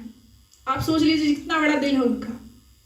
मैं कभी कभी सोचती हूँ, मैं कहती हूँ 3 दिन ऑन बेड पे थी, कोई एक को फोन नहीं किया, कहाँ से निकल गया था इतना प्यार। कहती है जो अच्छा करता है उसका अच्छा होता है। मैं कहती हूँ सच में आप पावरफुल है। गीता में जो मैंने पढ़ा वो अपनी माँ के जीवन में मैंने देखा। मैं ये नहीं कहती कि इम्पोर्टेंस कुछ नहीं, जिस दिन आप जिस चीज को पढ़े हैं ना उसको समझने लगेंगे, आपके व्यक्तित्व में खुद वैसा परिवर्तन हो जाएगा। और हम तो कहते हैं जितने भी लोग यहाँ बैठे हो सब बस अपनी मम्मी को देखा करो। स्वामी विवेकानंद जी की मैंने किताब पढ़ी, उसमें एक लाइन लिखी है कि जो अपनी माता की पूजा नहीं कर सकता वो जीवन में कुछ भी महान नहीं कर सकता। दिव्यता देखनी है तो माओ में देखिए। सही बताओ, मेरे भाई इतना दूर इलाहाबाद रहता है, उसको बुखार भी होता तो मेरी माँ को पता चल जाता है। वो मुझसे ऐसे बोल देते हैं, कहती लगता है प्रिंस कुछ बीमार है, और सच में फोन करो तो उसको कुछ ना कुछ हुआ रहता है। सोचिए इतना पावर किस में आएगा, जिसका मन बहुत निर्मल होता है। तो ऐसी होती है माएँ। और सब लोग अपनी अपनी मम्मी को ऑब्जर्व करिएगा कि देखिए वो कैसे दूसरों की सेवा करती हैं। जब भी आपको लगे कि मेरे में ये सद्गुण होना चाहिए, अपनी मम्मी को देखा करिए कि कितनी सहनशील है वो। आज की लड़कियां सच में नहीं सहती, नो डाउट ये बात है, लेकिन मम्मी लोग सच में बहुत सहती हैं, और सहने से उनमें क्षमता आई है इस बात की। और यही बात है कि जो पुराणों में हमारे यहाँ लिखा गया है कि सनातन धर्म में जो हमारी स्त्रियां होती इतनी पावरफुल कैसे थी, क्योंकि वो जोड़ना जानती थी, तोड़ना नहीं। आजकल की लड़कियां बिल्कुल नहीं सहती, इसलिए तो माएँ डरने लगी हैं अब कि हमारे यहाँ बहू आएगी तो घर ही नहीं चलेगा, क्योंकि परवरिश ऐसी ही परवरिश हुई है सबकी। तो बस इसलिए मैं कह रही हूँ कि सब लोग अपनी माँ को देखा करें कि मेरी मम्मी कैसे काम करती है। जब भी आपको लगे कि मुझे ये सद्गुण सीखना है, मुझे ये चीज़ देखनी है, अपनी माँ को देखिए कि वो कैसे रहती है। मैं तो सच में बताऊँ, जब से मुझे ये चीज़ अनुभव में मेरे आई है, हम कुछ भी होता है तो उन्हीं को देखते हैं कि ये कैसे करती हैं। वो खाना बनाती है ना तो गाना गा करके। मैंने पहले अपनी माँ को देखा कि जो खाना बनाते समय जब तक वो बनाएंगी तब तक गाएंगी, और मैंने उस चीज़ का इतना अंतर देखा कि जब वो 5 महीने काम नहीं की, पूरा आराम में थी, उस जगह खड़े होकर के हमने बनाया, हमारे में भी क्वालिटी आ गई। हाँ, मैं भी गाना गा कर, तुम सोचिए कहाँ से हो रहा, मैं तो कभी गाना ही नहीं गाती। फिर मुझे याद है कि यही वो जगह है जहाँ हमारी माता जी खाना बनाती है, तो जाहिर सी बात है जैसा इन्वायरमेंट रहेगा आप पे भी उतना असर होगा। और मेरे पूरे घर में मेरी माँ की जितना खाना अच्छा कोई नहीं बनाता, वो उगती नहीं है।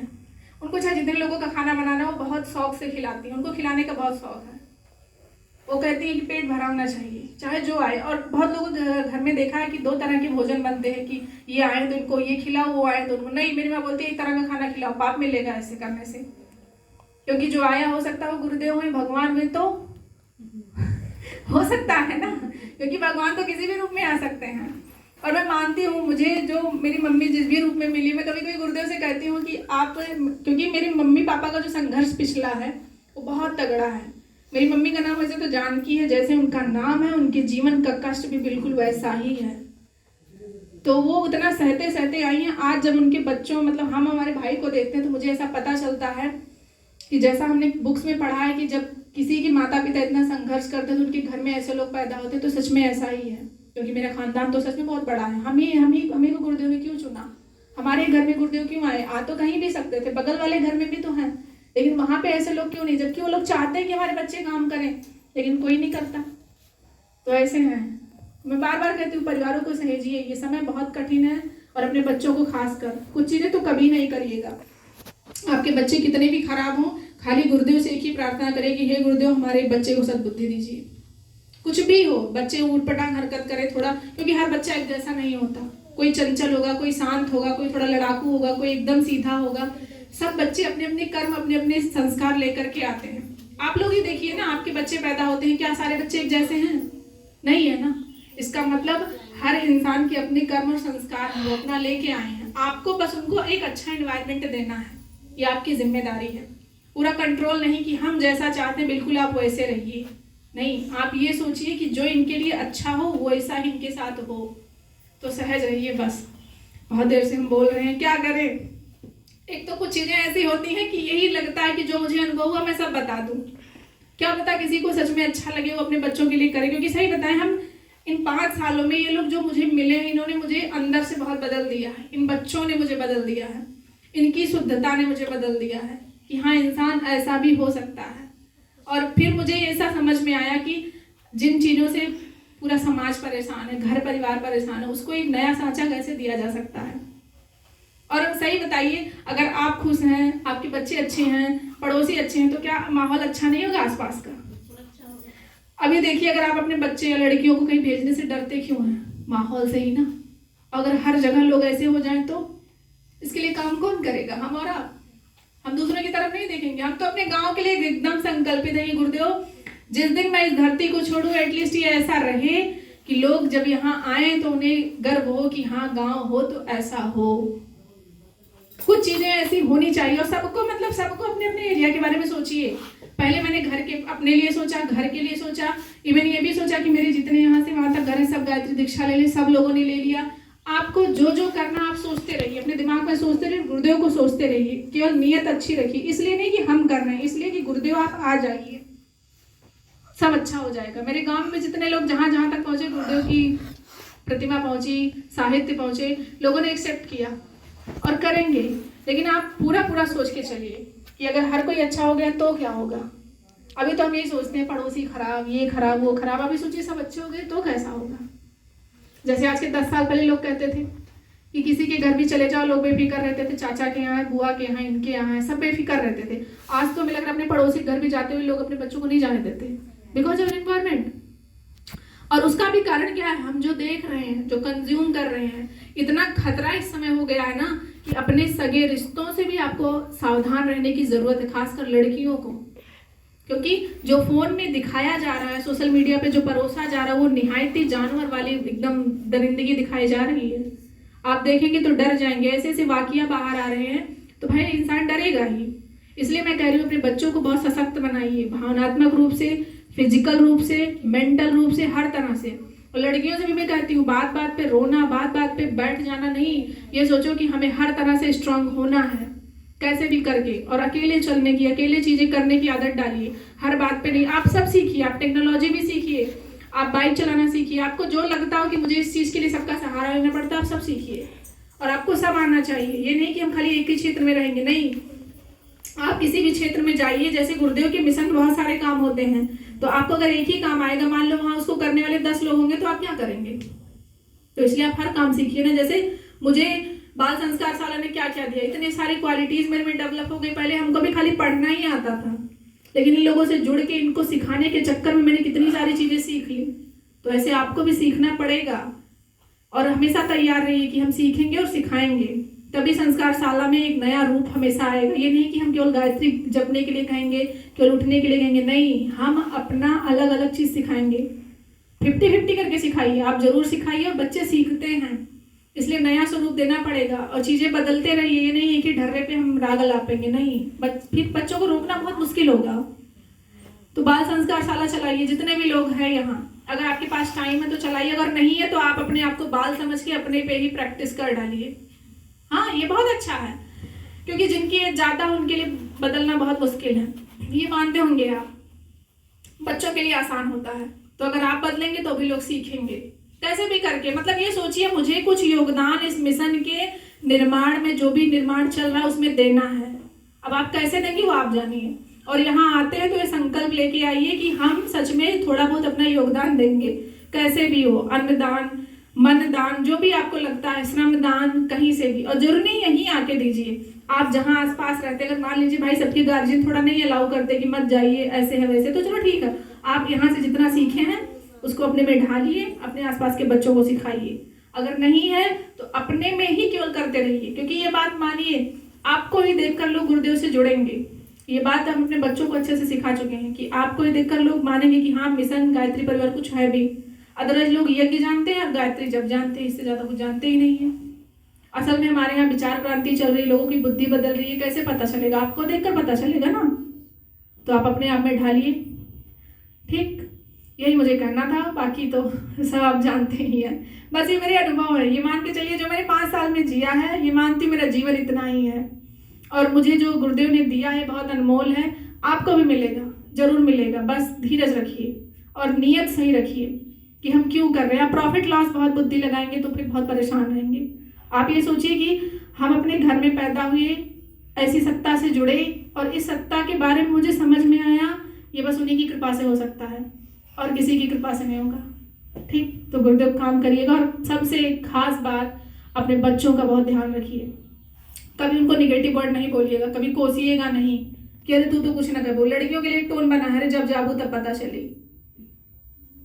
अब कहाँ जाबू आप जानते हैं, हाँ, क्योंकि आपकी मम्मी ने आपको बहुत बार जाबू बोला है, तो आप भी अपने वाले बोलते हैं कि जब जाबू तब पता चली, हम तो बर्दाश्त कर ली थे, है ना। तो ऐसे सब मोमेंट मत बोलिए। ये सोचिए कि आप ऐसे बच्चे बना के देंगे कि वो जहाँ जाएंगे लोग ये सोचेंगे काश हमारे मम्मी पापा भी ऐसे होते, हमको भी कोई ये बताने वाला होता। तो आप अपने बच्चों को ऐसा ढालिए और बहुत प्यार से बोलिए। सही मैं बता रहा हूँ, आप अपने टोन को चेंज करके देखिए, आपका बच्चा ना बदल जाए तो कहिएगा, क्योंकि अल्टीमेटली वो आपको ही देखता है। अभी मैं बच्चों से बात करती हूँ तो कहेंगे आप तो इतना अच्छे से समझा देती हैं, यही बात घर वाले इतना चिल्ला चिल्ला के बोलते हैं। तो इनके घर वाले क्या करते हैं, दूध नहीं पी रहा बच्चा तो भी हमारे पास फोन आया, हम कह रहे हैं हमको विलेन मत बनाइए, नहीं तो मेरे पास आएंगे। कहे नहीं, आपका नाम सुनते ही कहते हाँ हाँ कर लेंगे कर लेंगे। अभी हम कहीं से जा रहे होते, वो कुछ भी कर रहे होते, वो मुझे देखते ही भी नहीं है, हम कुछ नहीं कहते, आप कुछ जो मर्जी करो, वो वहां से अपना टोन चेंज कर लेंगे। तो ये डर नहीं है, ये उनका प्यार है। अभी मैं बनारस गई थी, क्लास 1st में पढ़ती है, जब मैं लौट के आई हूँ, वो मेरे चेयर पे, इतना छोटा बच्चा, आप सोचिए कैसे सीखेगा। उसने इतने सारे फूल रखे थे, उस पर लिखा था मेरी प्यारी मैम जी। हम सोचे ये कौन है भाई, हम कहे कौन आया इतनी सुबह सुबह, देखे तो वो थी। आप सोचिए कौन सिखाता उनको, और जबकि मैं मारती नहीं, इतना सबको पता है कि मारेंगे नहीं, चाहे जितनी कोई मेरे से शिकायत कर दे। हमारा एक ही संकल्प है कि हम मारेंगे नहीं बच्चों को। ऑलरेडी आप लोग इतना मार के भेजते हैं मेरे पास, तो हम क्या मार के उनको सुधार देंगे। उनसे प्यार से पेश आइए, वो बदल जाएंगे। हमारे एक ही कुछ लोग आएंगे कहेंगे मरती हूँ ना बच्ची ना तो सब बिगड़ा है। हम कहे आप तो मार इनके भेजियो है, आप बताइए ना मैं क्या बोलूँ। हम कहे आप तो मार के ही भेजे हैं। तब चलिए ठीक है, इतना बस बताएं। और यही निवेदन है, जो भी मेरी बात आपको समझ में आई हो उसे आप जरूर करिएगा, क्योंकि अल्टीमेटली करने से ही चेंज आएगा। सुनने में सब अच्छा लगता है लेकिन करिएगा जरूर। बहुत बहुत धन्यवाद।